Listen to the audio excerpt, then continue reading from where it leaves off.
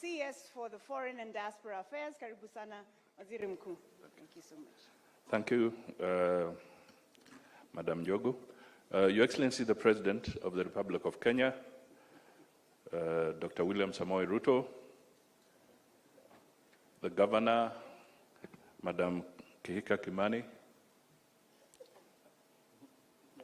Susan Kimani, the father was somebody I knew. Then my two principal secretaries and other principal secretaries present, Your Excellencies, ambassadors, distinguished guests, ladies and gentlemen, hamjambo. I will be very brief because Madam Njogu has spoken to the issues very well, and the President wants to have a one-to-one engagement, and I do not want to eat into that time. I want to try and shorten so that we can maximize on that interactive session. But I'll just highlight one or two things. One, it is so significant that this event is taking place here when we are celebrating 60 years of independence. That is a critical milestone. The message here is that the Kenyan diaspora has truly come of age, and it is therefore important that they take their rightful space in the development agenda of our country. A few days ago, I was in the UK, and I had an opportunity to interact with the diaspora there. They are raring to go. They want their footprint broadened. And therefore, this gathering here will give us that opportunity to enable that to happen. My request to you is that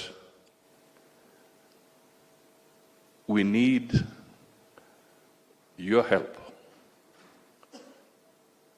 to also inform debate on the local scene.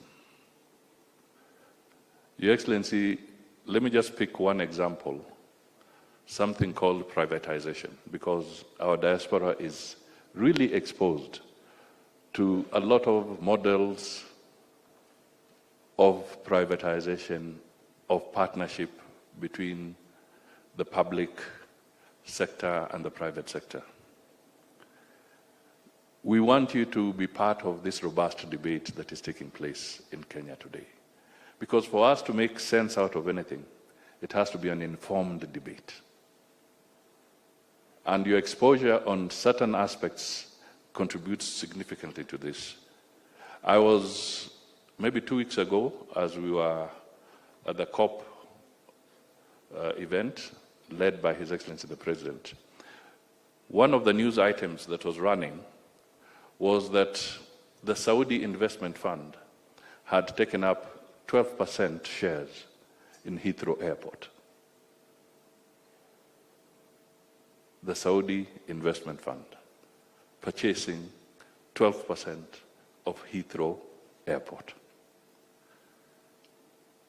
Now, I bring this as a vivid example because as the Saudi invest 12% in Heathrow Airport, have they uprooted it from London and taken it to Riyadh? It still remains an asset in the United Kingdom, but they are part of the profit process.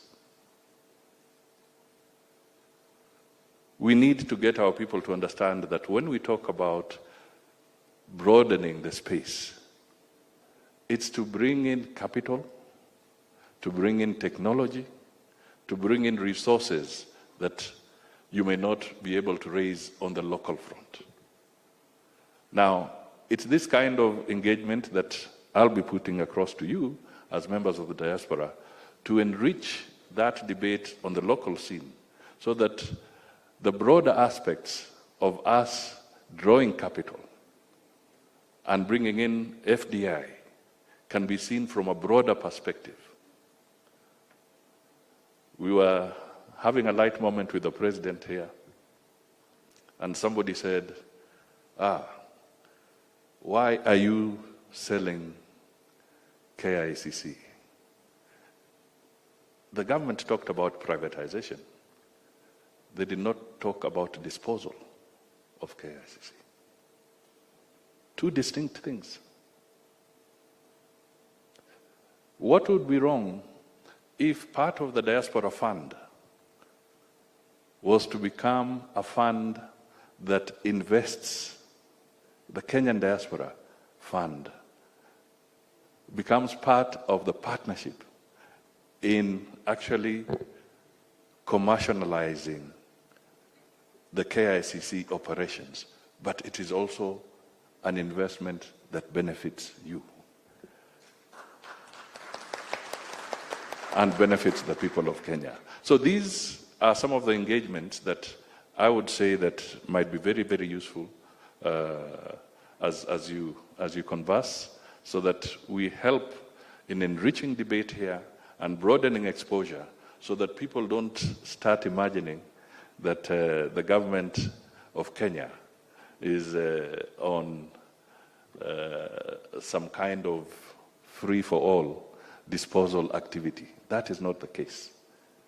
Now, and therefore, as we talk about the other investment opportunities along, please think about these issues and figure out how you can perhaps help us in making sure that the understanding is deeper, better, broader, and therefore we can move faster.